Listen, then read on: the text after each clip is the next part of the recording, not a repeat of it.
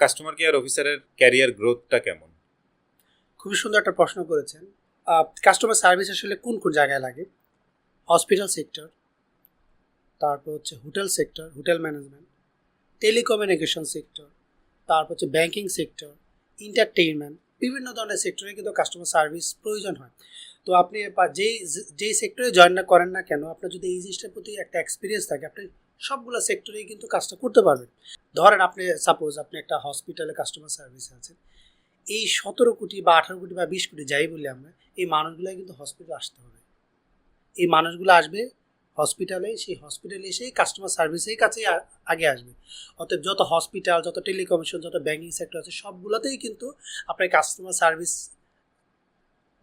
Department আছে, এবং এদের নিয়েই কিন্তু ট্রেডিং সেক্টর, এইটা সেটা অনেক বড় একটা ইন্ডাস্ট্রি। সো কেউ যদি মনে করে শুধু আমি কাস্টমার সার্ভিসের উপরেই আমি একটা ক্যারিয়ার বা একটা জিনিস একটা দাঁড় করাবো, সেটা সম্ভব। এটা সেক্টরটা আমার কাছে মনে হয় বিশাল বড়, যেটা আমরা ওইভাবে ইভ্যালুয়েট করি না।